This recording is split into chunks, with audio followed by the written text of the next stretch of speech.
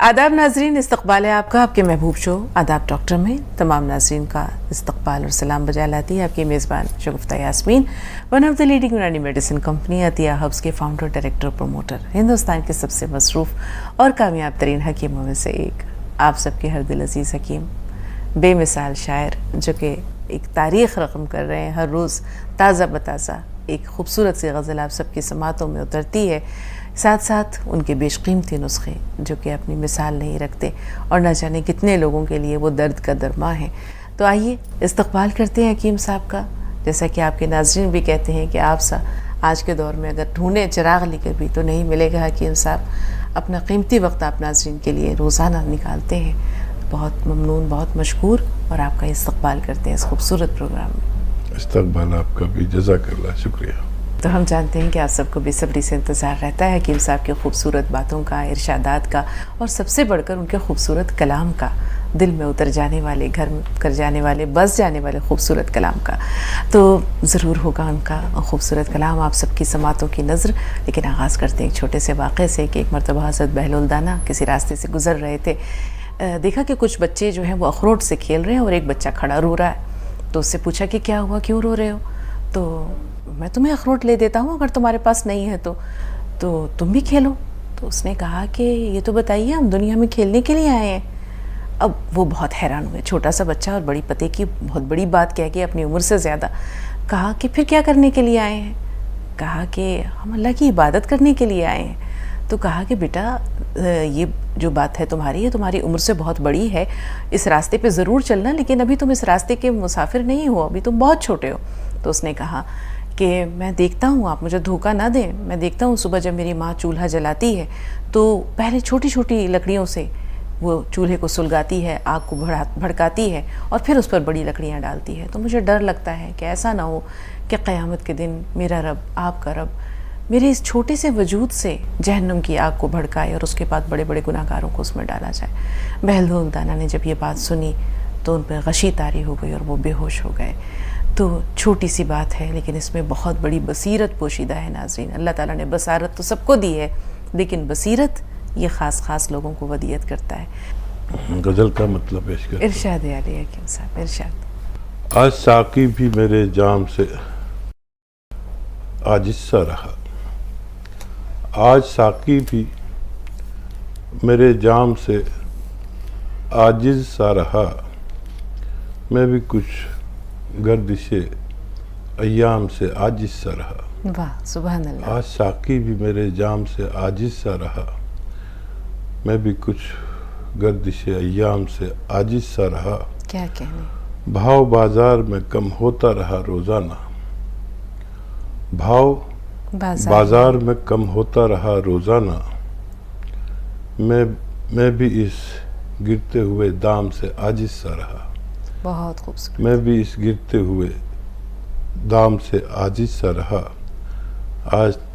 आज तजलील मेरे काम ना आई उनकी, आज तजलील मेरे काम ना आई उनकी, आज मैं लज्जते दुश्नाम से आजिज़ सा रहा। सुभान अल्लाह। आज मैं लज्जते दुश्नाम से आजिज़ सा रहा। और फ़र्क कुछ उनसे मरासिम में ज़रूर आया है, फ़र्क कुछ उनसे मरासिम में ज़रूर आया है, उस दरीचे से मैं उस बाम से आजिज़ सा रहा। क्या कहने, बहुत उस दरीचे से मैं कुछ बाम से आजिज़ सा रहा। बहुत खूबसूरत। और मक्ते का शेर है, तूर किरदार पे तोहमत का ख्याल आते ही, तूर किरदार पे तोहमत का ख्याल आते ही, जुर्म नाकरदा के इल्ज़ाम से आजिज़ सा रहा। मुकर्रर हकीम साहब, बहुत खूबसूरत। तूर किरदार पे तोहमत का ख्याल आते ही, जुर्म नाकरदा के इल्ज़ाम से आजिज़ सा रहा।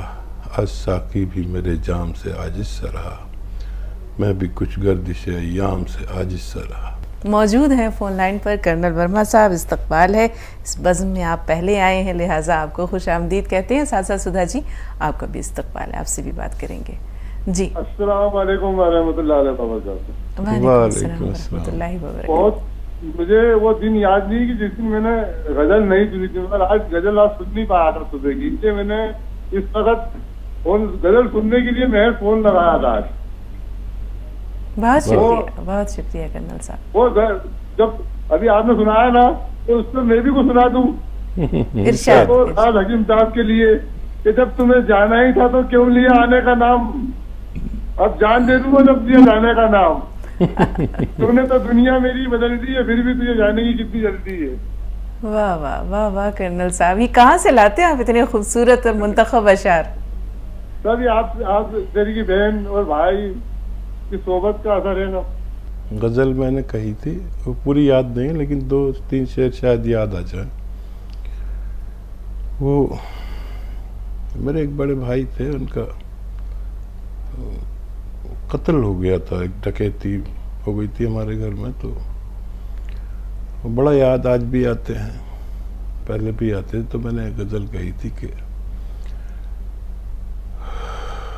वो गज़ल थी कि याद नश्तर की तरह आए भुलाने वाले, याद नश्तर की तरह आए भुलाने वाले, छिल गए आज कई जख्म पुराने वाले, छिल गए आज कई जख्म पुराने वाले, याद नश्तर की तरह आए भुलाने वाले।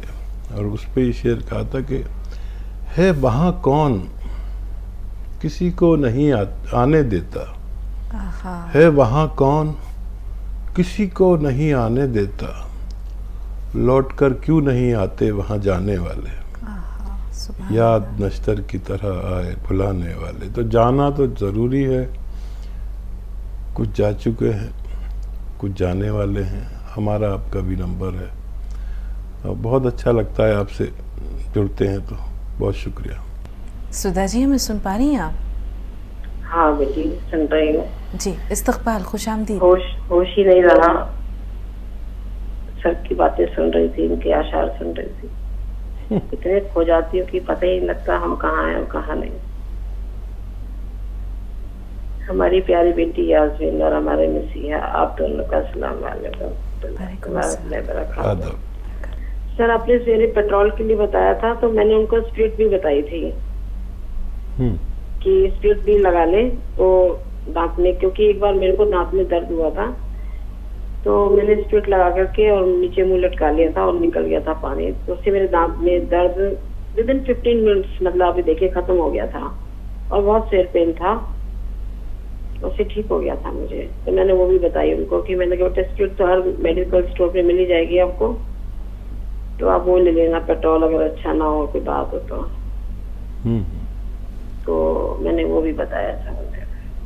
और बहुत सही बताया आपने, शायद मैं भी चूक गया, सुबह कभी आवाज़ डिस्टर्ब होती है तो कई बातें कहने से रह जाती हैं, तो स्पीड मैं भी बताता हूँ, और आपने भी सही बताया, और आप तो माहिर हो चुकी हैं नुस्खे जात बताने में। देखिए मैं चूक गया लेकिन आप नहीं चूकी, और उनको फ़ायदा हो जाना चाहिए।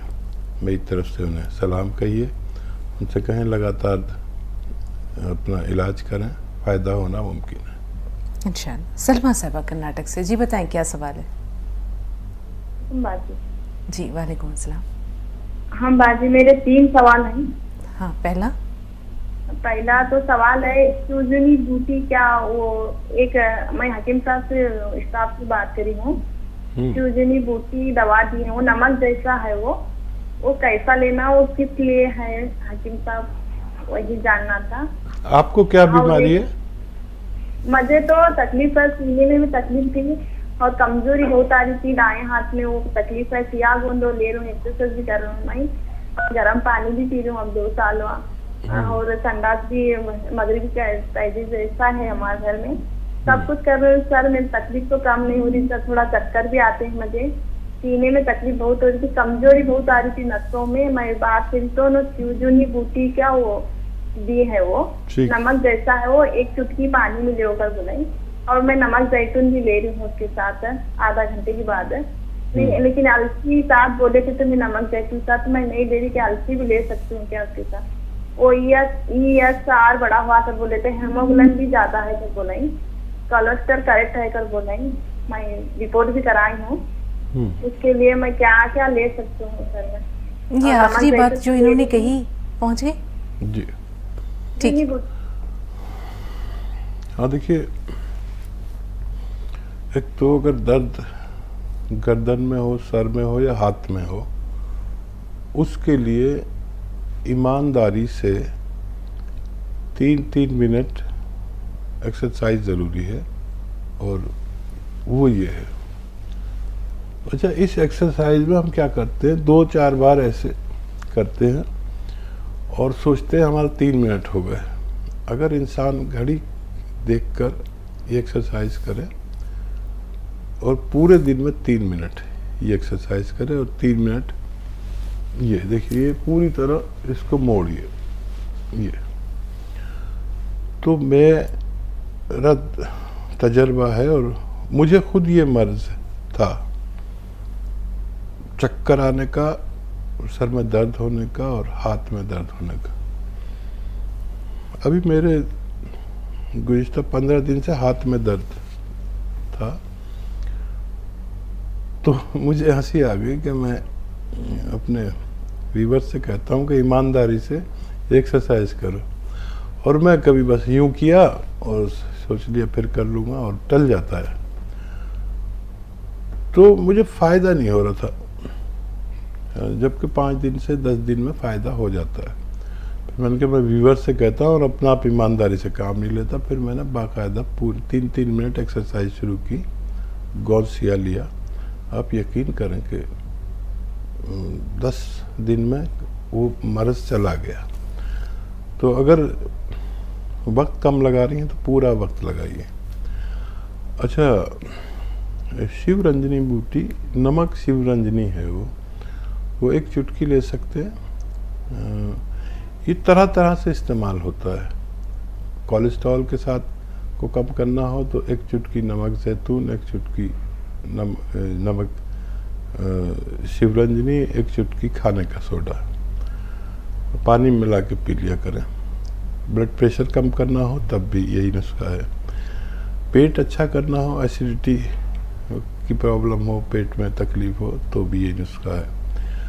और इसको अगर और बेहतर बनाना है तो इसको आप सौंफ, सौंठ, जीरा, अजवाइन, धनिया, मेथी और अलसी के पाउडर के साथ 1 चम्मच ले सकते हैं दिन में 2 बार।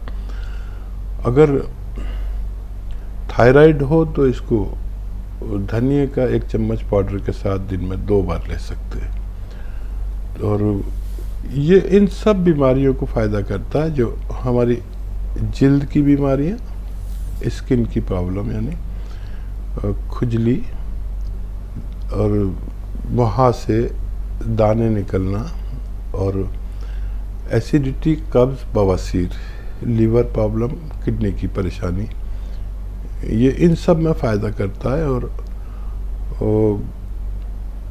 सोराइसिस तक को फ़ायदा करता है। सोराइसिस एक बीमारी जिसमें दाने निकलते हैं चेचक की तरह और खुजली होती है बहुत। ये बहुत ख़तरनाक बीमारी, कहीं इसका इलाज नहीं पाया जाता, लेकिन अल्लाह ने इसमें शिफा रखी है। आप कोशिश कर सकते हैं इन सब इमराज में। और भी बहुत सारे बीमारियां, कोलेस्ट्रॉल का दुश्मन है ये, वज़न भी कम करता है, और बहुत सारे मैं बताता रहता हूँ आपको। अगर इन नुस्खों के बारे में बहुत ज़्यादा मालूमात करनी है तो हकीम सुलेमान ख़ान यूट्यूब चैनल को सब्सक्राइब कर लें। आपको रोज़ाना तरह तरह के नुस्खे मिला करेंगे, और हमारी और आपकी बातचीत जो हुई ये भी उसी पर चली जाती है। बहुत शुक्रिया जी। एक सवाल जो उन्होंने कमज़ोरी के बारे में किया था हकीम साहब, नसों में खिंचाव है। हाँ, वो तो आप गौसिया ले रहे हैं, आधा ग्राम लीजिए धीरे धीरे, और अलसी के साथ भी आप ले सकते हैं। अलसी बहुत ताकतवर है, आप उसके साथ भी ले सकते हैं। आपकी ये परेशानी अच्छी होना मुमकिन है। नाज़रीन, यहाँ वक्त हो रहा है एक छोटे से ब्रेक का। एक वक्फा लेंगे और ब्रेक के बाद हाजिर होंगे। आप देखते रहें आदाब डॉक्टर।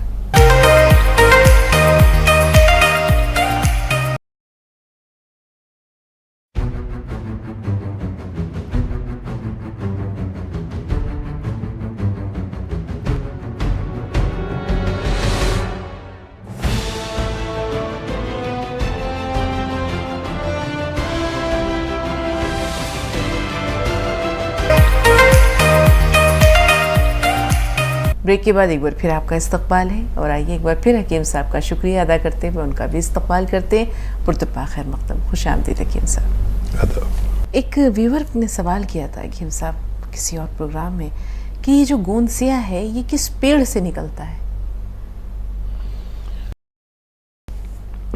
एक पेड़ जिसको आबनूस कहते हैं।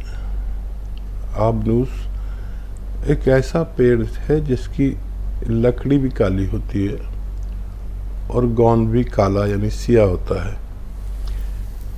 एक ज़माने में, अब तो 50 साल से सब कुछ बदल गया है और बांसुरियाँ और तरह तरह की आने लगी, लेकिन मैंने अपने बचपन में देखा था कि आबनूस की बांसुरी बनती थी, बिल्कुल काली होती थी और वो बजाते थे, जो सिंगर होते थे वो बजाते थे। तो ये उस पेड़ का गोंद है जिसकी बांसुरी बनती थी। ये इंतहाई कड़वा होता है और लेकिन ये असली लेना ही ज़रूरी है, क्योंकि इसके एवज़ में लोग बेपनाह नकली गोंद टाइप की कोई चीज़ बेच रहे हैं। जैसे एलवा बेच देते हैं, वो भी काला होता है लेकिन उसमें चमक होती है, इसमें चमक नहीं होती, वो शीशे की तरह चमकता है। और जितनी भी काली काली चीज़ें हैं लोग गोंद सियाह में बेच रहे हैं क्योंकि ये महंगा होता है। तो जब भी लें असली लें।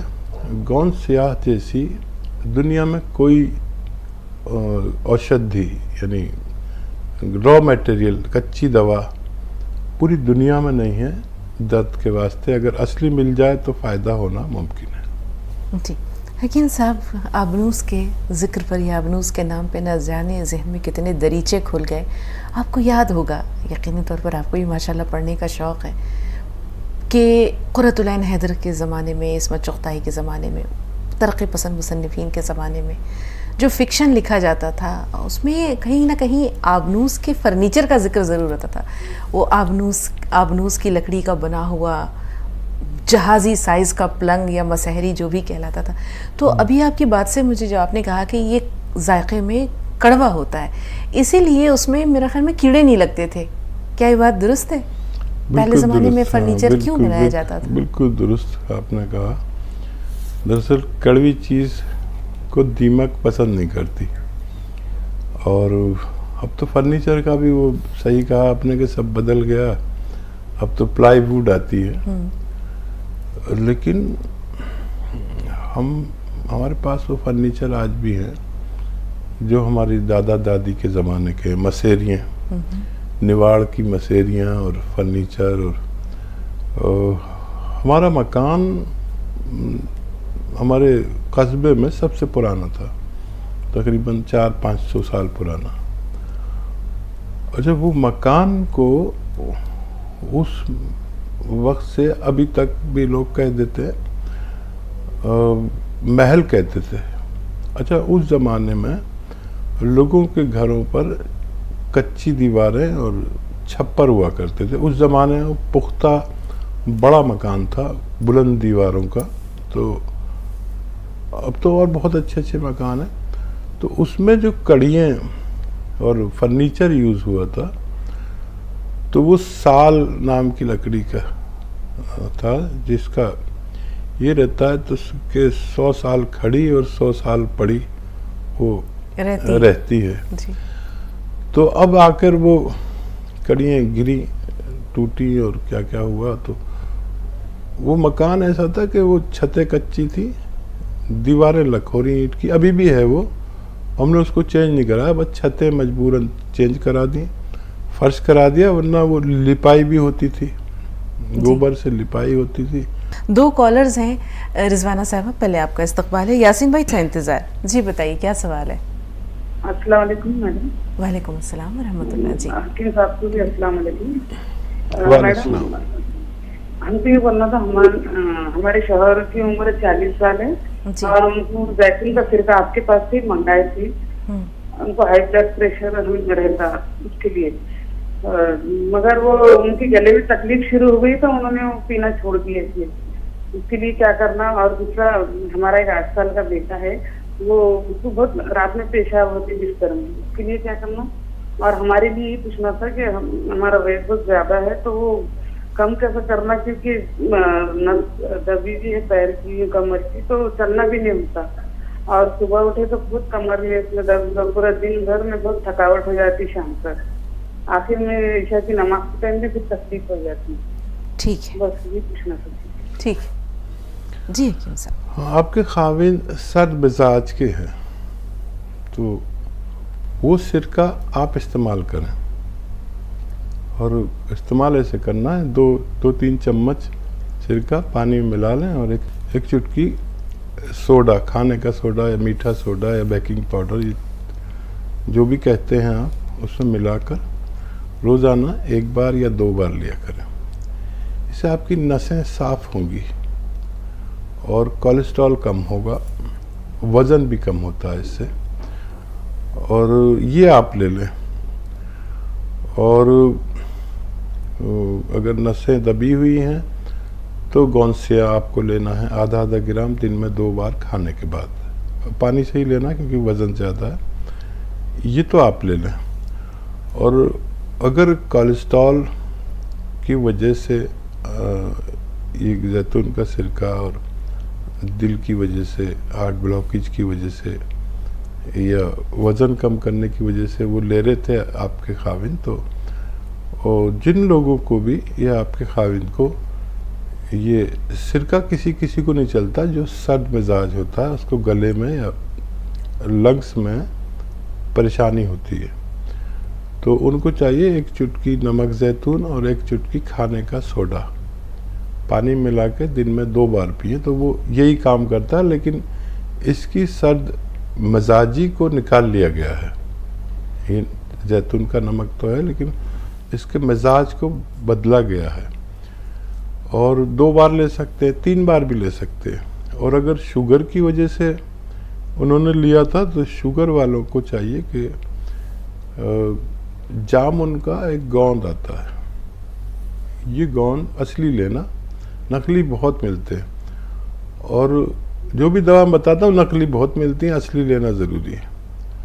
तो जामुन का गोंद 1 चुटकी में जितना आ जाए, ये भी रॉ मटेरियल है, 2-3 बार दिन में खाने से आधा घंटा पहले ले लिया करें। ये डायबिटीज़ को बहुत कंट्रोल करता है, और दुनिया में कोई भी रॉ मटेरियल इतना तेज़ असर नहीं है डायबिटीज़ के लिए मेरे तजर्बे में, जितना गोंद जामुन असरदार है। क्योंकि जामुन हम खा लेते हैं आधा किलो, 1-1 किलो भी खा जाते हैं।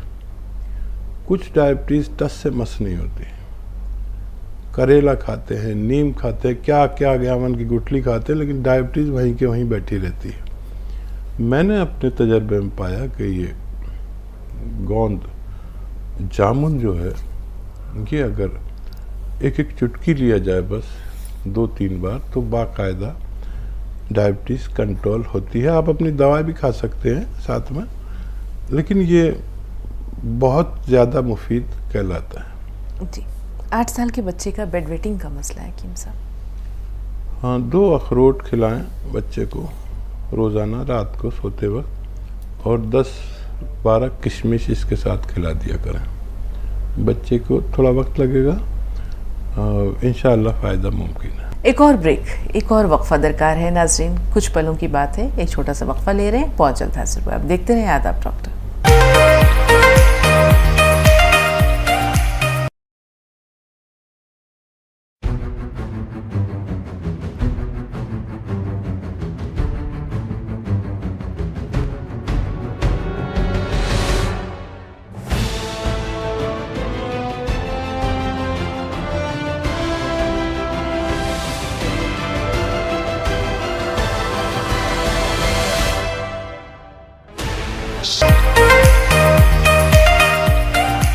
ब्रेक के बाद एक बार फिर आपका इस्तकबाल है, और आइए एक बार फिर हकीम साहब का शुक्रिया अदा करते हुए उनका भी इस्तकबाल करते हैं। पुरतपा खैर मकदम, खुश आमदीद हकीम साहब।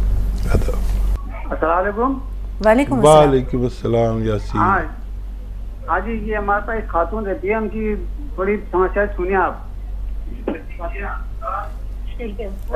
जी बताइए बहन, क्या मसला है? जी, पहले टीवी का वॉल्यूम म्यूट कीजिए, टीवी की आवाज़ थोड़ी देर के लिए आहिस्ता कर दीजिए, बल्कि बंद कर दीजिए तो ज़्यादा बेहतर है। हाँ, वो मैं कह रही थी, मैं जैसे है ना, फिर वो मेरे है ना अंडे बन नहीं पाते हैं। जैसे मैंने इलाज तो कराया, बहुत इलाज कराया मैंने, ठीक है। तो ये अंडे का प्रॉब्लम है ना, मेरी दूर नहीं हो रही। उम्र बता दीजिए। और क्या नाम है ना, बस यही दिक्कत है, और तो कुछ भी दिक्कत नहीं, है, आपकी बस अंडे एज नहीं बन क्या पा है? रहे मेरे। आप कितने साल की हैं? उम्र क्या है आपकी? मेरी 32 की है। जैसे मेरे दो बच्चे होके, जैसे एक लड़की तो होके 5-6 महीने में ही खत्म हो गई, और एक जो है ना 2-2.5 महीने में ही निकल लिया, जैसे धड़कन नहीं आई बच्चे की। ठीक है जी हकीम साहब। इसबगोल की भूसी आप जानती होंगी। भूसी इसबगोल भी कहते हैं, इसबगोल की भूसी भी कहते हैं, सत इसबगोल भी कहते हैं। ये एक यूनानी दवा है जो हर मेडिकल स्टोर पर, हर पंसारी के पास मिलती है। इसबगोल की भूसी ले लीजिए, और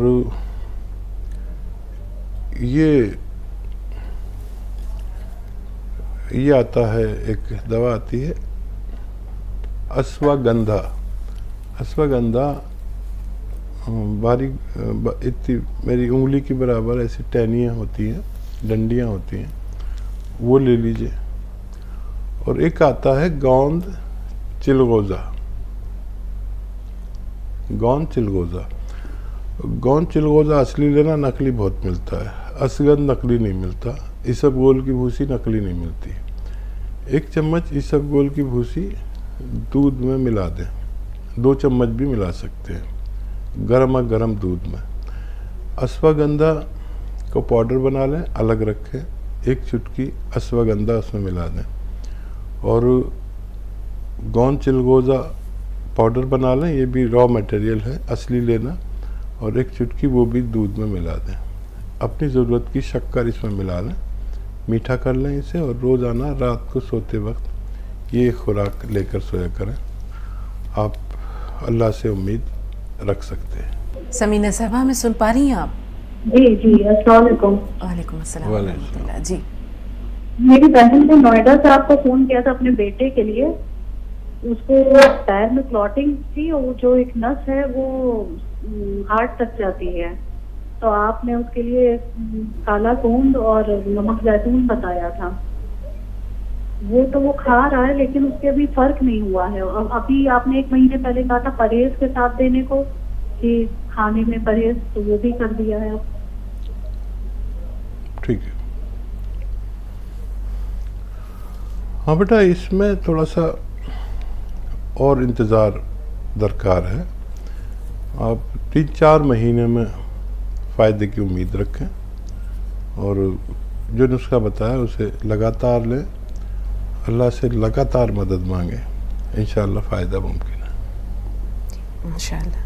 हकीम साहब, कभी कभी होता है कि हम अगर दुआ मांगते हैं तो सोचते हैं कि कबूल नहीं हो रही, सबकी होती है, हमारी नहीं होती। अगर हम दवा करते हैं, इलाज करते हैं, तो भी हमें ये एहसास होता है कि फ़र्क जल्दी नज़र नहीं आ रहा, जबकि एक हर शय का एक वक्त मुकर्रर है, दुआ की कबूलियत का भी, दवा की असरअंदाज़ी का भी। लेकिन इंसान हिम्मत हार बैठता है।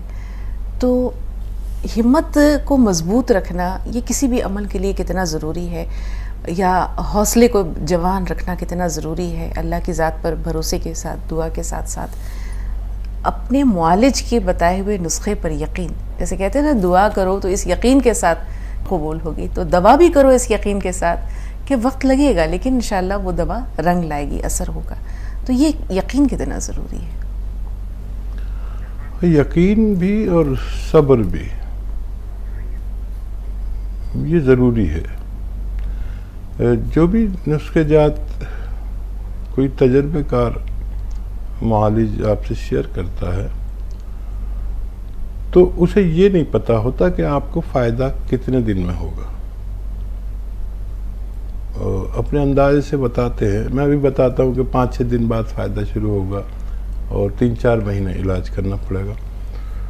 उसमें मुझे खुद हैरत हो जाती है कि किसी मरीज को मालूम है 2 दिन में फ़ायदा हो गया, तीसरे दिन से उसने दवाई खानी बंद कर दी, तो मुझे भी हैरत हो जाती है। तो वो जिस्म में जब हमारे दवा दाखिल होती है तो हमारा जिस्म उसको रेस्पॉन्ड करता है, कितना करता है उसके हिसाब से दवा काम करती है। तो हम लोग मुख्तसर ऐसी खुराक बताते हैं जिससे उसको नुकसान कुछ ना हो, और जितनी मिकदार दवा की हम बताते हैं उससे नुकसान कुछ ना हो, फ़ायदा चाहे लेट हो जाए। और मैं वाकई हैरत में पड़ जाता हूँ कि मेरा भी ज़ाती मामला है कि अगर मुझे दर्द हो जाए कहीं तो मैं 1-2 खुराक में ठीक हो जाता हूँ, लेकिन ये बात मैं शेयर नहीं कहता, दावा नहीं करता और किसी से कहता नहीं कि आप 2 दिन में ठीक हो जाए, क्योंकि कुछ लोगों को बहुत जल्दी फ़ायदा होता है। और लेकिन उसका कोर्स पूरा कर लेना चाहिए, जब तक इंतज़ार करना चाहिए। और बेशतर हमारे साथ जो लोग जुड़ते हैं वो ऑपरेट होने वाले केस होते हैं, तो मैं ये कहता हूँ ऑपरेशन से पहले ये कोशिश कर लें और पूरी कोशिश कर लें, तो बहुत जल्दी भी ठीक नहीं है। लेकिन ये इलाज ऐसा है कि इंसान को ज़रूरत है अभी दवा खाई अभी फ़ायदा हो जाए, और ऐसी दवाएं तो एलोपैथ में हैं। लेकिन ये क्योंकि आपको आपके जिस्म के हिसाब से दवा दी जाती है और उन सब बातों पर उन मापदंड पर रखा जाता है इसको कि आपको नुकसान 1% भी ना हो, फ़ायदा चाहे 1 महीने बाद हो जाए, 2 महीने 3 महीने बाद हो जाए, तो ये मिकदार वो है। हालांकि यही दवा आप ज़्यादा खा लें तो आपको बहुत तेज़ी से फ़ायदा हो सकता है, लेकिन नुकसानात का जिम्मेदार मैं नहीं। तो सब्र कर लिया करें। ये यूनानी दवाएं में अल्लाह की बड़ी शिफा छिपी हुई है, और उस शिफा से ज़्यादा आपका तहफ़्फ़ुज़ इसमें पोशीदा है। बिल्कुल यकीन साहब। तो अगर ये कहें तो बेजा ना होगा कि मशीयत एज़दी के साथ इंसानी जिस्म के जो अज्ज़ाए तरकीबी हैं या जो अखलात हैं और उनके साथ साथ इंसान का विल पावर और अपने मुआलिज पर यकीन, ये सब मिलकर एक जिसे कहते हैं कि एक पैकेज का काम करते हैं जो मरीज़ को सेहतयाबी की तरफ बड़ी तेज़ी से लेके जाता है। 2 कॉलर्स हैं हमारे साथ। जहाँ साहबा बहन अगर फ़ोन लाइन पर मौजूद हैं तो सवाल बताइए। अस्सलाम वालेकुम हकीम साहब। वालेकुम अस्सलाम रहमतुल्लाह।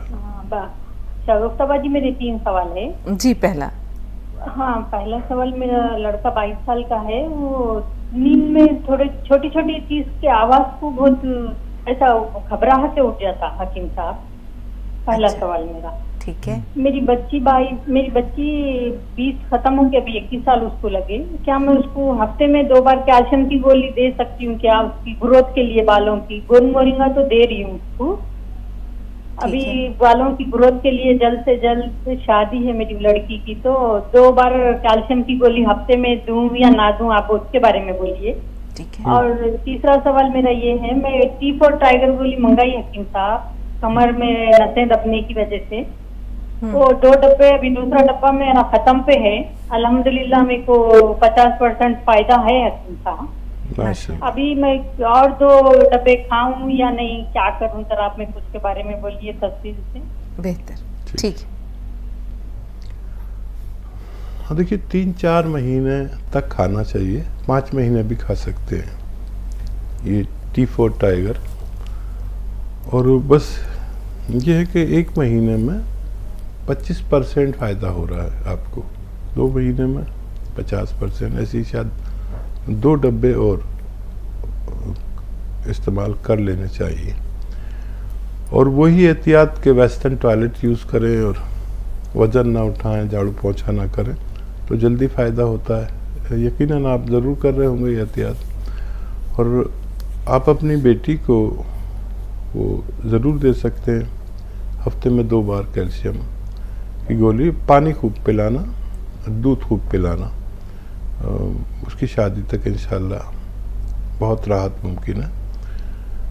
और बेटा घबरा कर उठ जाता है, उम्र 22 साल है।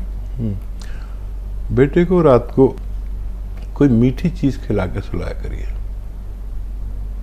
मीठी चीज़, आम चल रहे हैं, नहीं तो अंगूर, एक मुट्ठी अंगूर खिलाइए।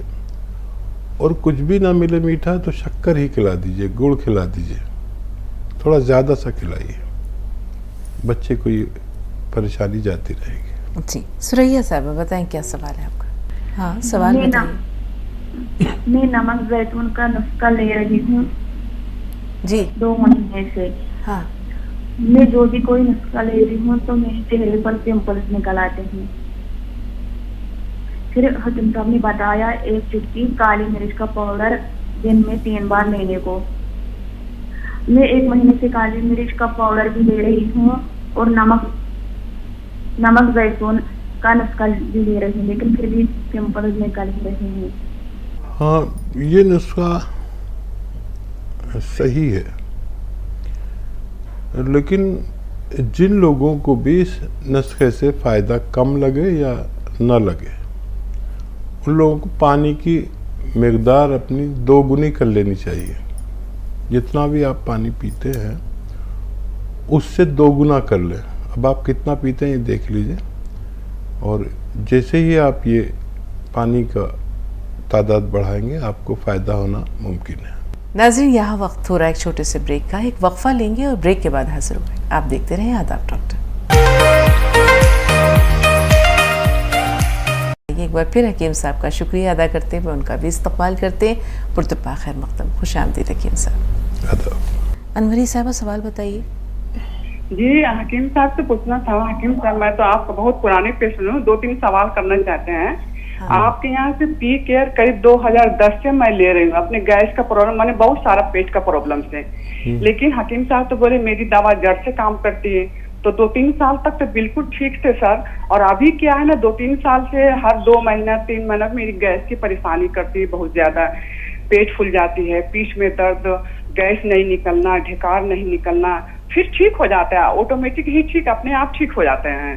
तो मैंने जैतून का सिरका घर में रखे हुए हैं, तो कभी कभी इसको गर्म पानी से ले लेते हैं रात में 2 चम्मच जैतून का सिरका और 1 चुटकी खाने वाला सोडा। बहुत ज्यादा सांस भी फूलने लगती है। तो हकीम साहब, मेरी दादी नानी बोलती है कि ये जो नमक, ये खाने वाला सोडा खाने से ये अतड़ी गल जाता है। तो क्या आप 2-3 महीना बताते हैं, तो क्या इसकी कोई नुकसान तो नहीं है ना? ठीक है। और ये हकीम साहब पूछना चाहते हैं कि हम अपने घर में ये नमक, कलौंजी, जैतून का नमक ये सब रखना चाहते हैं, क्योंकि मेरे बेटे लोग भी 35 साल का है, कोई 40 साल का है, मैं तो खुद 65 साल की हूँ, और मेरी तो कोई बीमारी नहीं है, सिर्फ गैस की परेशानी होती है और कोई बीमारी नहीं। तो अभी जैतून का सिरका ले रही हूँ ना डॉक्टर साहब, ये खाने का सोडा डाल के, तो अभी बहुत फायदा है। अभी 2-3 दिन से गैस हमें नहीं हो रही है, बहुत खुश हूँ मैं।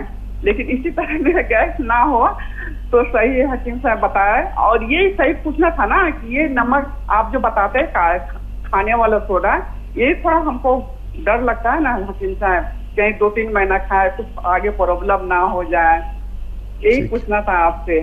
ठीक है। नमक कलौंजी के बारे में आपने क्या दरियाफ्त किया था कि आप अपने बच्चों को देना चाह रही हैं? ये घर में रखना चाहते हैं, सभी बच्चे को दे सकते हैं ना कभी कभी, जैसे कि पेट की परेशानी हो या और कोई प्रॉब्लम हो। ठीक ठीक है जी हकीम साहब। हाँ देखिए, ये जो नुस्खा आप लेते हैं और इसे और भी बेहतर करना चाहते हैं, चाहे सिरका आप लें, चाहे नमक जैतून लें या पी केयर कैप्सूल लें, तो सौंफ,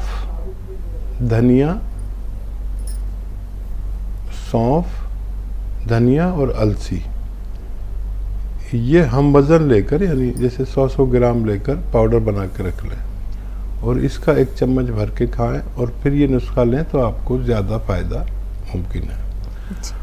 और नमक जैतून, ये बच्चों की खुराक आप समझ सकते हैं कि अगर 5 साल से ज़्यादा के बच्चे हैं तो उन्हें दे सकते हैं नमक जैतून। वो भी उसकी शक्ल ये होगी कि 1 चुटकी नमक जैतून 1 लीटर पानी में मिला दें और सुबह से शाम तक ये खर्च करना है, एक साथ नहीं, सुबह से शाम तक ये 1 लीटर या आधा लीटर पानी में मिला दें और सुबह से शाम तक इसे खर्च कर लें, तब उनको अच्छा फ़ायदा मुमकिन है।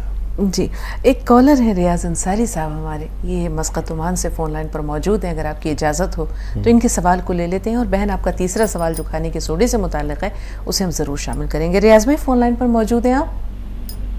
जी, अस्सलाम वालेकुम। वालेकुम अस्सलाम व रहमतुल्लाहि व बरकातुहू। खुशामदीद भाई। जी, मेरे पहली बात तो मेरा नाम रियाज नहीं है, मेरा नाम गयास अंसारी है। गयास साहब जी, इस्तकबाल गयास साहब, फरमाइए। जी, जज़ाकल्लाह। मेरे हकीम साहब से 3 सवाल आते हैं। जी ओके जी जी। जैतून का सिरका जो हार्ट ब्लॉकेज वगैरह के लिए जो जैतून के सिरके के साथ जो फार्मूला बताते हैं हकीम साहब, इसके क्योंकि ये किसी किसी को ठंडा, इसकी तासीर ठंडी होती है, तो इसके सब्स्टिट्यूट में क्या ले सकते हैं हम लोग? और ये सभी ब्लॉकेज के लिए काम आएगा कि हार्ट ब्लॉकेज, और ये किसी किसी को दिमागी भी रहता है, कोई झटके आते हैं तो उनके लिए भी रहता है? ठीक है। और कोई सवाल? दूसरा सवाल? दूसरा सवाल है, मेरे एक भाई हैं, इंडिया में ही हैं, और उनको थोड़े टाइम पहले कुछ कान में तकलीफ हुई थी, जिसकी वजह से उनको चक्कर आ रहे थे, और लेफ्ट साइड उनके सूजन काफी हो गई थी, स्वेलिंग, और फिर चक्कर की वजह से उनको एडमिट किया था, और उनका मुंह भी थोड़ा तिरछा हो गया था। लेकिन डॉक्टरों ने बोला ये पैरालिटिक नहीं है। उनका 1-1.5 महीने इलाज चला, थोड़ा लेफ्ट पैर पे भी इफेक्ट हो गया था। उन्होंने कहा डॉक्टरों ने कि पैरालिटिक नहीं है, लेकिन ये दिमाग से रिलेटेड है। अभी सब ठीक हो गए, लेकिन पैर का उनका थोड़ा सा लंगपन मौजूद है अभी उनमें। ठीक। और तीसरा सवाल मेरा ये है, मस्कत ओमान में आपका कोई ब्रांच है क्या? और नहीं तो मुझे दुबई का नंबर आप प्रोवाइड करवा दीजिए प्लीज। आप फ़ोन काटना नहीं, और हमारे पीसीआर वाले आपका नंबर लिख लेंगे और आपको दुबई का नंबर मिल सकता है। सवाल बताएं जी। एक सवाल तो इनका यही था कि जैतून का सिरका तासीर में सर्द है, तो इसका क्या कोई मुतबादिल मौजूद है? देखिए, जिनको भी जैतून का सिरका लगता हो कि सर्दी कर रहा है, या गले में या फेफड़े में खराश कर रहा है, तो वो नमक जैतून असली ले लें, और एक चुटकी खाने का सोडा, एक चुटकी नमक जैतून दिन में 2-3 बार ले सकते हैं, पानी में मिलाकर। पानी की तादाद ज़्यादा रखें, तो ये नमक जैतून वाला ही काम करता है, वो सिरके वाला ही काम करता है। अच्छा, याद रखें कि ये दोनों नुस्खे, जैसा कि आपका सवाल था,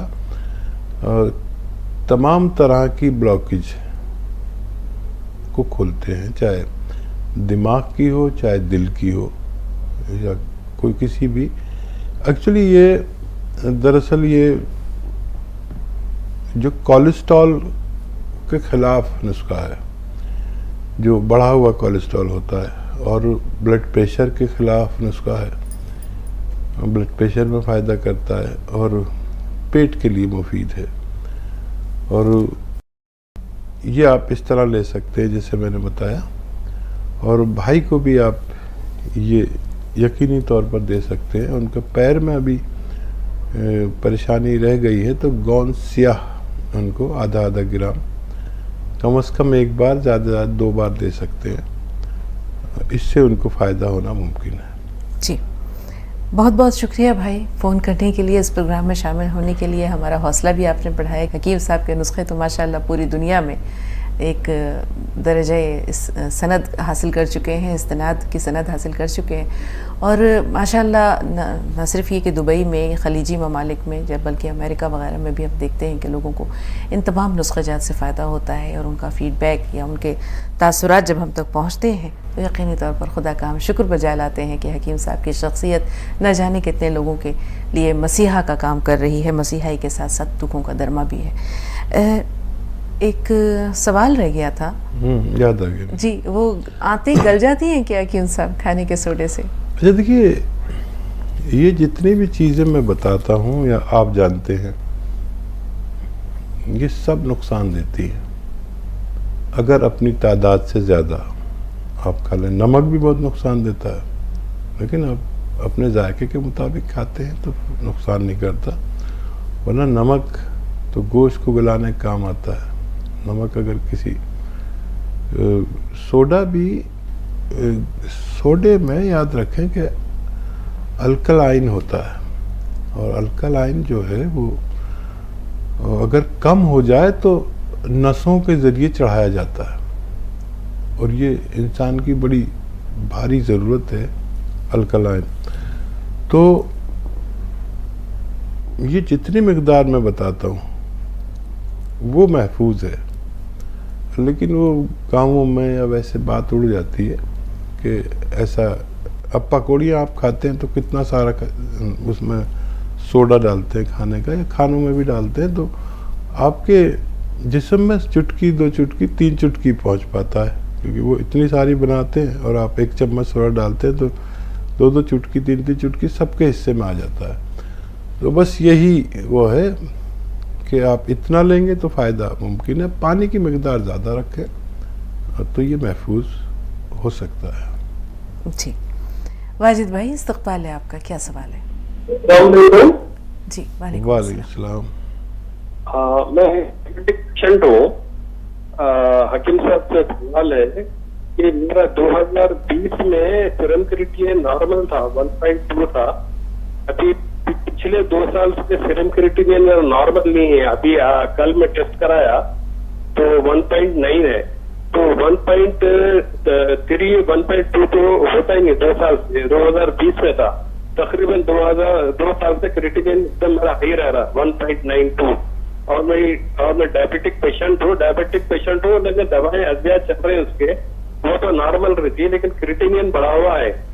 और दूसरी चीज क्या है, यूरिन में कभी प्रोटीन भी लीकेज होता। तो क्रिएटिनिन लेवल को किस तरह नॉर्मल किया जा सकता है? ठीक है भाई। जी हकीम साहब।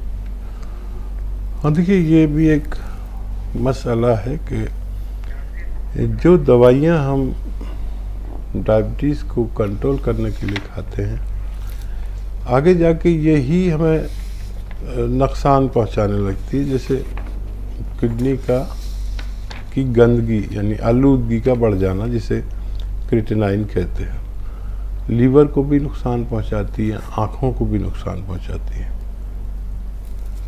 तो इनको कोई भी शख्स अगर कोई भी दवा मुस्तकिल खा रहा है और खाने के लिए मजबूर है, और बग़ैर दवा खाए डायबिटिक इंसान की ज़िंदगी चल नहीं सकती। या ब्लड प्रेशर के मरीज़ हैं, उन्हें ज़िंदगी भर खानी पड़ती है। थायराइड के मरीज़ हैं, वो भी ज़िंदगी भर दवा बस खाए जाते हैं। एक पोटली उनके साथ चलती है जिसमें दवाइयाँ होती हैं। तो ये हमारी आँखों को, हमारी आंतों को, हमारी किडनी को, हमारे लीवर को नुकसान पहुंचाती है। एक नुस्खा ऐसा है जो आपके ये तीनों काम कर सकता है। वो ये है कि अलसी आप ज़रूर जानते होंगे। अलसी एक दवा कह लीजिए, बीज कह लीजिए, तिलहन में से होती तेल वाली चीज़ है। अलसी ले लीजिए, 200-300 ग्राम ले लें और उसे हल्का सा भूनकर पाउडर बना के रख लें। अलसी, अच्छा, अलसी आधा चम्मच खानी है आपको, और उसमें गोंद चिलगोज़ा 1 चुटकी मिला के खानी है। अलसी आधा चम्मच, गोंद चिलगोज़ा 1 चुटकी मिलाइए, और 1 या 2 चुटकी नमक जैतून पानी में मिला लीजिए, 2 गिलास पानी में, और इस पानी से अलसी और गोंद चिलगोज़ा खाएं। आपके तीनों बीमारियों पर काम करता है। डायबिटीज़ को भी कंट्रोल करता है, क्रिएटिनाइन को कंट्रोल करता है, और जो आपको पेशाब में जो चीज़ें ज़ाया होती हैं, एक्स्ट्रा चीज़ें निकल जाती हैं, उनको भी कंट्रोल करने की ताकत रखता है। जी, यासीन भाई हैं राजस्थान से। यासीन भाई, मैं सुन पा रहे हैं आप? जी, अस्सलाम वालेकुम। हाँ, वालेकुम सलाम, फरमाइए। जी, अभी जो आपसे खाते में बात करी थी ना, अभी मैंने दोबारा फोन लगाया आपको। जी जी, आपने वो बताया था उनको सब गोल की भूसी औलाद के लिए। जी बेहतर। इस सब गोल की भूसी हर मेडिकल स्टोर में मिलती है। 1 से 2 चम्मच गर्म दूध में मिला दें, ठीक है। और उसमें अपनी मतलब का शक्कर, चीनी, मिश्री सब मिला सकते हैं। और 1 चुटकी अश्वगंधा, इसे अश्वगंध भी कहते हैं, जड़ी बूटी है। और 1 चुटकी गोंद चिलगोजा। गोंद चिलगोजा असली है, ये नकली भी मिलता है। ये खाकर और ये दूध जो इस सब गोल मिक्स दूध है, इसको आप रोज़ाना 1 खुराक रात को सोते वक्त उन खातून को दीजिए।